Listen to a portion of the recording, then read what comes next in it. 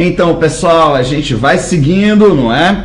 E agora a gente já estamos juntos, não é? Na questão número 49. Então vamos nessa. Questão número 49, questão importantíssima porque trata do benefício auxílio acidente. Bem, se eu perguntar a qualquer um de vocês aí que está me assistindo, auxílio acidente é justamente aquele benefício, um único benefício que tem cunho indenizatório. Seu termo de início é justamente quando cessa o auxílio doença que o precede. Então, portanto, normalmente acontece dessa forma: o auxílio acidente é decorrente de acidente de qualquer natureza ou causa, mas na verdade concede-se anteriormente auxílio doença, porque uma perícia médica, médicos, terapeutas ocupacionais vai olhando ali o segurado e em algum momento no futuro essa perícia determina de que restaram sequelas definitivas com impacto na capacidade laboral do trabalhador. Não basta perder uma orelha, que é uma sequela definitiva, nunca mais a orelha cresce novamente, então, portanto, uma sequela definitiva, mas a perda da orelha não vai impactar na capacidade laboral do trabalhador, então, portanto, ele não terá direito ao auxílio acidente. Então, portanto, ele vai recebendo auxílio doença, em algum momento a perícia olha para o cara e fala: meu irmão, você já tem capacidade residual para o trabalho, mas restaram sequelas definitivas, então, portanto, volte ao mercado de trabalho e agora vai estar recebendo sua remuneração pela atividade desenvolvida e o auxílio acidente pago pela Previdência de forma permanente, até que esse cara morra ou até que ele se aposente, porque auxílio acidente é inacumulável com aposentadoria, com qualquer aposentadoria. Tudo bem? Então vamos nessa? Vamos fazer a questão 49, essa só foi uma introdução em relação ao benefício. Diz assim: julgue o item seguinte relativo aos benefícios do regime geral. No âmbito do regime geral, o auxílio acidente, esse é o benefício, concedido no dia seguinte, concedido no dia seguinte ao da cessação do auxílio doença, massa, visa indenizar, é um benefício com cunho indenizatório, o segurado empregado cuja capacidade para o trabalho habitualmente exercido tenha sido reduzida. Tem que haver impacto na capacidade laboral do trabalhador após a consolidação das lesões decorrentes de acidente de qualquer natureza, ou seja, restaram sequelas definitivas. Dado seu caráter indenizatório, esse benefício pode ser concedido conjuntamente com remuneração, correto, ou qualquer outro benefício do regime. Não, falso. Ele é inacumulável com aposentadoria e também com outro auxílio acidente. Então ele é inacumulável com qualquer aposentadoria e com outro auxílio acidente. Portanto, essa assertiva ela é falsa e fácil. Eu coloquei aqui, pessoal, a fundamentação legal. Bem, estamos chegando na reta final, nos aproximando do concurso do INSS. É imperioso que você faça a leitura da lei seca. Ou seja, você precisa ler a lei seca. Então, portanto, para responder essa questão com facilidade, você teria que ser conhecedor do artigo 86 da lei 8213. Está tudo aí, não é? Olha só, o auxílio acidente será devido a partir do dia seguinte ao da cessação do auxílio doença. Eu sei que há uma discussão aí, não é? Enfim, outros professores, não sei qual é o interesse efetivamente, mas outros professores, enfim, ficam ali dizendo: não, mas é possível a concessão do auxílio-doença independentemente de receber auxílio-doença. É um absurdo isso. Isso é um absurdo, não é? Porque a lei é clara, mas aí a pessoa diz assim, a pessoa sustenta essa situação da seguinte forma: num determinado acidente, o cara que trabalha com suas mãos, não é, precisa trabalhar com seus braços. Um determinado acidente de moto, ele tem um braço decepado. Bem, o braço não cresce novamente, ali é uma sequela definitiva. Então de bate-pronto será concedido o auxílio acidente. Não, não é verdade. Não é verdade. A lei determina, e se você pensar, não é? se você pensar comigo, a perícia médica não é assim, não é de imediato, o médico olha e fala, vou te dar auxílio acidente, não. Vou te dar um auxílio doença, porque agora você está incapacitado temporariamente para o trabalho, daí você vai trabalhar ali juntamente com o processo de reabilitação profissional, fazendo tratamentos médicos, submetendo-nos a exames, enfim, e a perícia médica está ali te acompanhando, o pessoal de reabilitação, terapeutas ocupacionais, todo mundo, para justamente determinar que tipo de outra atividade você pode exercer.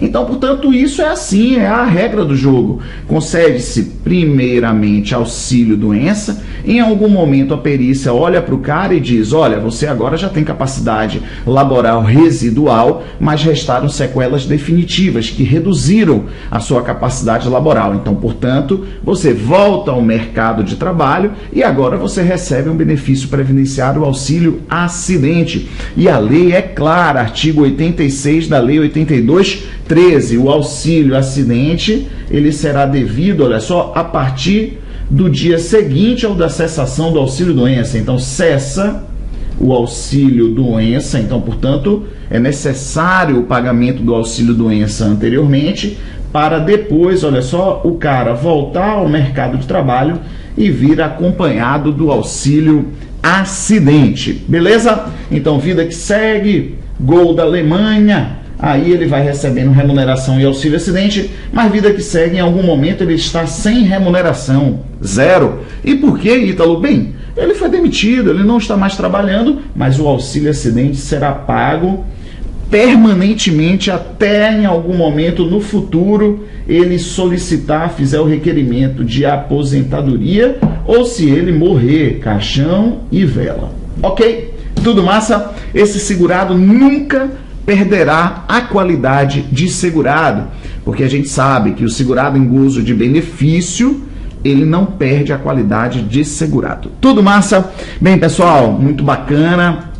Vamos que vamos, estamos respondendo várias questões Banca CESP, para justamente a gente nortear o nosso entendimento em relação à banca, não é? A gente conseguir nortear o nosso entendimento em relação à banca e chegar arregaçando na hora da prova, ou seja, dando uma marretada na Banca CESP. Tudo certo? Então vamos lá na nossa questão número 50? Vamos nessa. Questão número 50, diz assim, via de regra, para a concessão da aposentadoria por idade do regime geral, é necessário, além de completar a idade, claro, que o requerente comprove recolhimento. Claro, que onda é essa?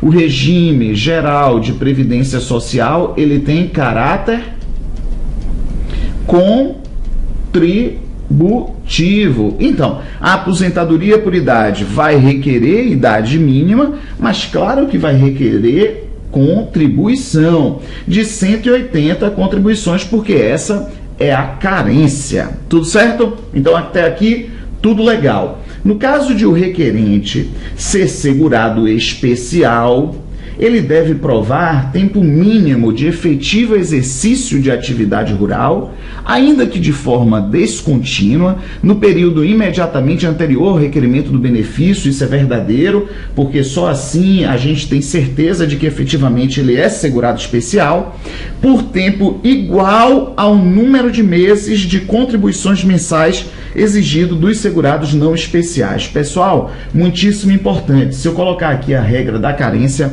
bora abrir uma discussão em relação a essa questão, muitíssimo interessante. Se eu abrir aqui a regra da carência 010 12 180, olha só, os segurados especiais, eles têm direito a salário e maternidade.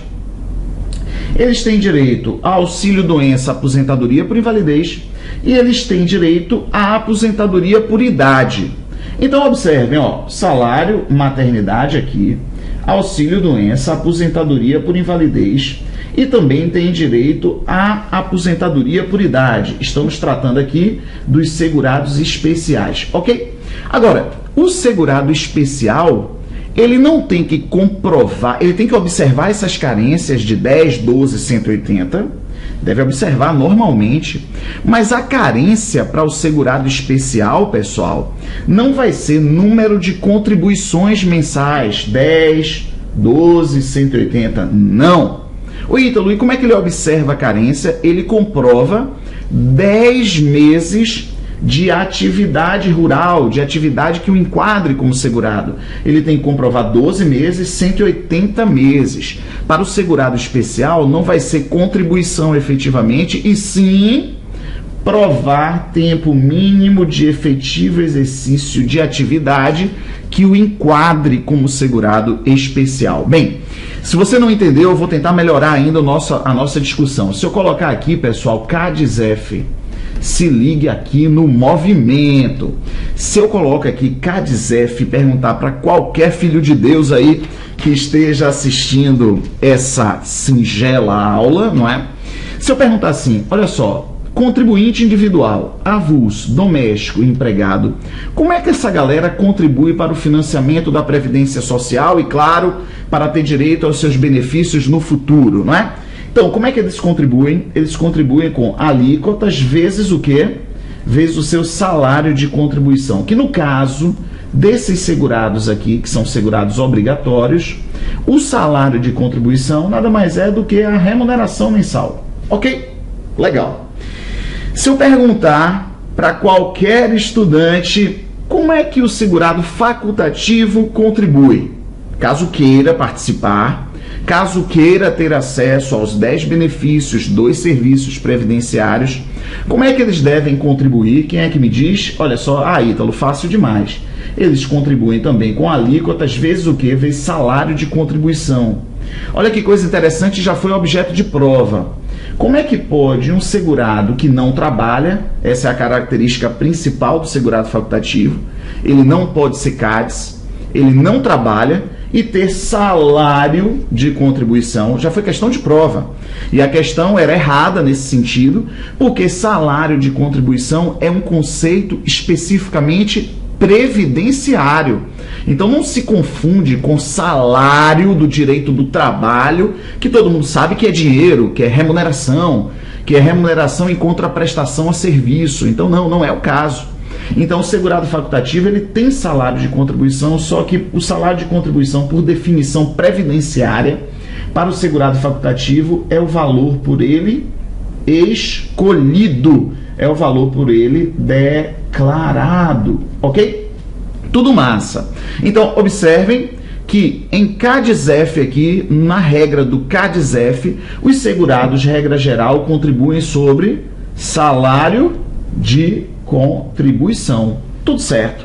E o segurado especial, pessoal, ele é segurado obrigatório, então, portanto, ele deve contribuir. Se liga aí no movimento, ele não contribui sobre salário de contribuição. Ora, se ele não contribui sobre salário de contribuição, como é que ele vai observar as carências, não é? Ah, que legal, Ítalo, agora está fechando. Agora eu já estou começando a compreender. Se ele não contribui sobre salário de contribuição, então como é que ele vai comprovar 10 contribuições? Como é que ele vai comprovar 12 contribuições, 180 contribuições para ter direito à aposentadoria por idade? Bem, então a carência para o segurado especial é tomada de forma diferente. Que forma é essa?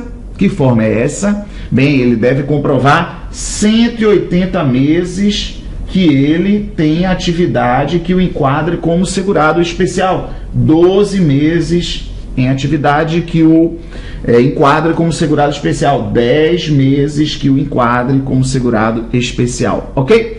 Para a gente finalizar essa lousa mágica aí, o que a gente pode fazer?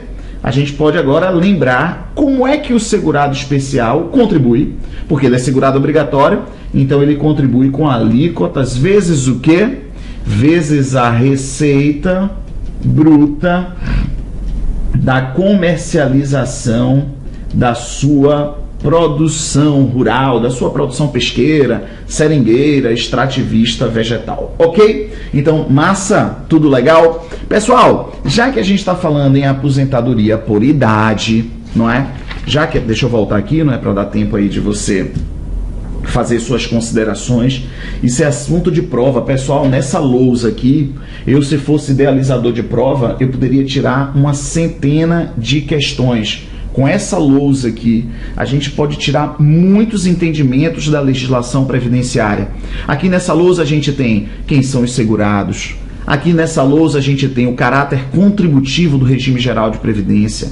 Aqui nessa lousa a gente tem a filiação obrigatória, mas também a filiação facultativa, ou seja, é dado àquele que não é segurado obrigatório participar do regime geral de previdência porque ele quer ter proteção, não é? Então nessa lousa aqui a gente revisa a carência, nessa lousa a gente sabe como cada um dos segurados deve ali contribuir para o financiamento, ou seja, a gente sabe quais são as bases de incidência das contribuições previdenciárias e também a gente sabe quais são as alíquotas envolvidas. Tudo isso é questão de prova, não é? Tudo isso é questão de prova. Bem, como a gente está fazendo uma revisão bem bacana, eu quero propor a vocês a fazer uma revisão da aposentadoria por idade. Benefício muitíssimo cobrado em prova, e eu vou fazer uma lousa aqui resumindo essas situações em relação à aposentadoria por idade. Me permitam, vamos lá? Vamos lá? São 4 situações em relação à aposentadoria por idade. Vai ajudar a vocês na hora da prova, ok? Então vamos lá, aposentadoria por idade, claro que eu estou tratando do regime geral de previdência social, não é? A gente está tratando aqui, que é o objeto da nossa prova, e a gente pode dividir a aposentadoria por idade em 4 situações, ou seja, a aposentadoria urbana, a aposentadoria rural, a aposentadoria dos segurados com deficiência e a aposentadoria compulsória. E a aposentadoria compulsória teve mudança agora no regime próprio de previdência em relação à compulsória. Nada mudou em relação à aposentadoria compulsória do regime geral de previdência. Beleza? Bora fazer uma revisão bem rápida. Então, se prepara aí e faça suas considerações. Bem, a aposentadoria urbana, se liga, 65 anos o homem, esses são os requisitos, né? 60 anos mulher e, claro, a carência deve ser observada. 180 contribuições. Bem, aposentadoria rural, vamos lá? 60 anos o homem, 55 anos a mulher, e, claro, 180 contribuições. Agora se lembrem que aqui dentro a gente vai encontrar o segurado especial, que não vai ter como carência as 180 contribuições, e sim 180 meses de comprovação de atividade que o enquadre como segurado especial. Aqui também a gente vai incluir os garimpeiros, que não são efetivamente trabalhadores rurais, mas que tem esse benefício de redução na idade, ok? Bem, segurado com deficiência, reduz a idade, 60 anos homem, 55 anos mulher e, claro, deve-se observar a carência. E a compulsória, ou seja, a revelia do segurado empregado, a empresa pode requerer a aposentadoria sem nem ele saber.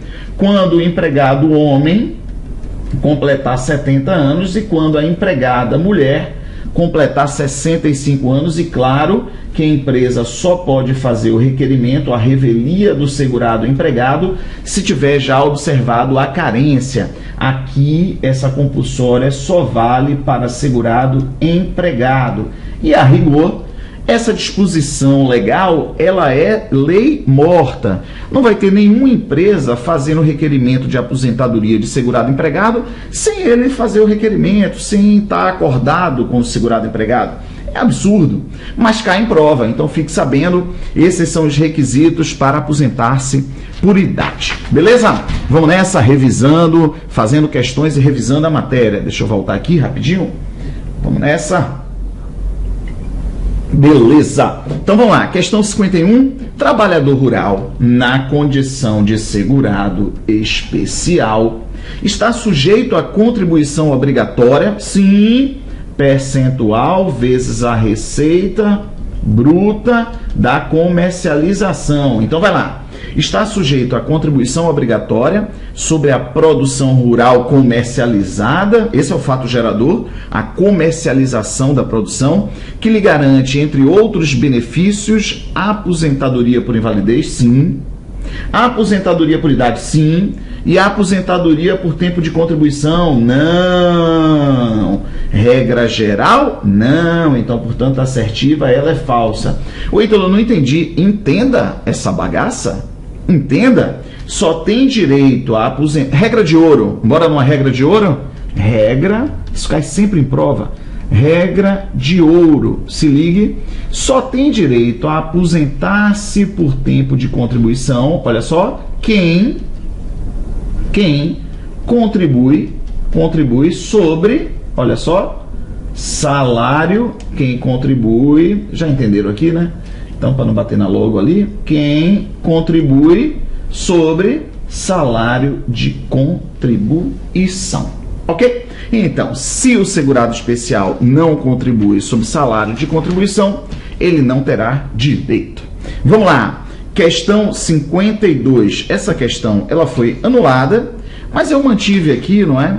Eu mantive aqui porque essa questão ela teve duas respostas, mas eu mantive por curiosidade para a gente abrir uma discussão, porque é uma questão bacana, ela só teve duas respostas corretas, tá bom? Então diz assim, Luiz, segurado contribuinte individual do regime geral, 2 meses após ter obtido junto ao cartório declaração de união estável com seu companheiro, já vou fazer uma ressalva aqui, o nome do companheiro é João Batista.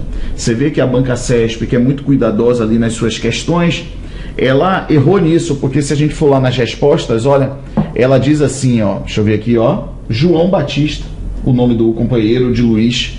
Mas lá na assertiva ela botou só Batista. Que onda é essa? Mas vamos lá.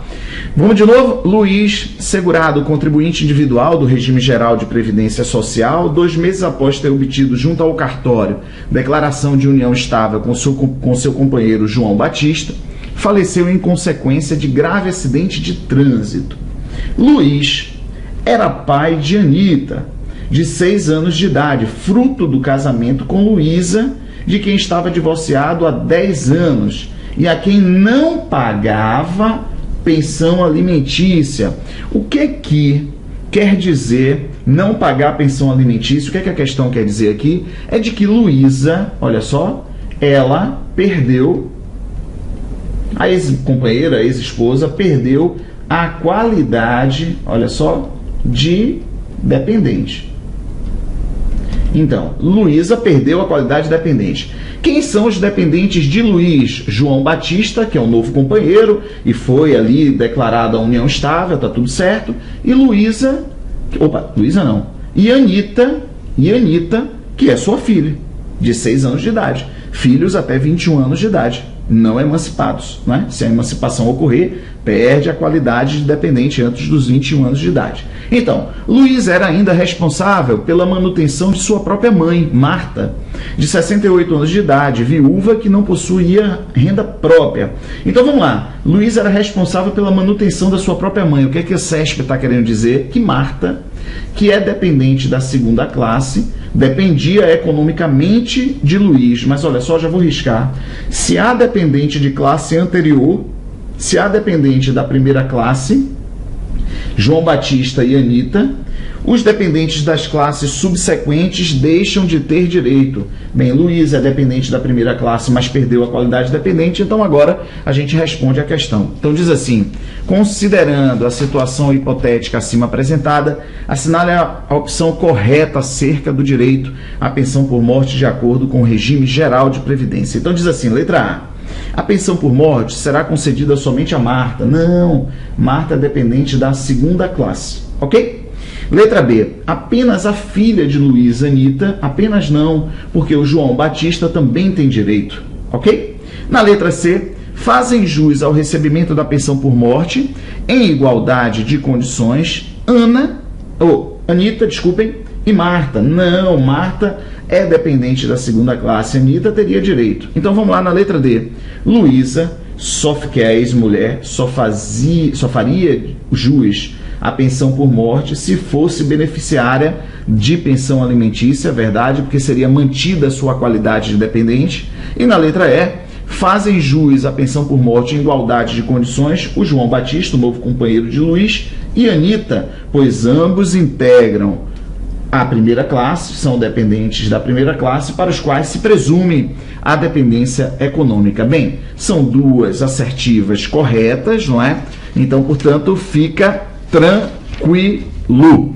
Então, vamos nessa? Vamos fazer ali a questão 53? Vamos que vamos? Vamos nessa. Então, bem, a gente botou aqui, já que a gente... Então não vamos fazer a questão 53 não, bora fazer uma discussão de um assunto que está arrancando o cabelo da galera, sobre a emancipação, mas isso já não pode mais ser objeto de discussão. A gente já pacificou o nosso entendimento com a nota técnica da Diretoria de Benefícios e da Procuradoria Federal Especializada junto ao INSS. E é isso que eu quero fazer com vocês agora para a gente terminar o bloco. Olha só, a questão da emancipação. Emancipação. Tranquilidade brasileira? Tranquilidade. Eu não sei se já fiz isso, mas bora revisar, porque talvez eu já tenha gravado o bloco de dependentes aí antes da nota técnica, ok?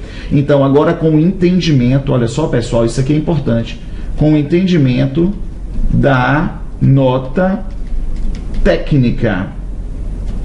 Com o entendimento da nota técnica da diretoria, da DIRBEN, olha só, Diretoria de Benefícios, você que vai trabalhar no INSS, você vai ter lá entendimentos da Diretoria de Benefícios orientando, através de memorandos, a sua atividade laboral, ok? Como é que você deve fazer o atendimento, se deve conceder, e a Procuradoria Federal especializada junto ao INSS.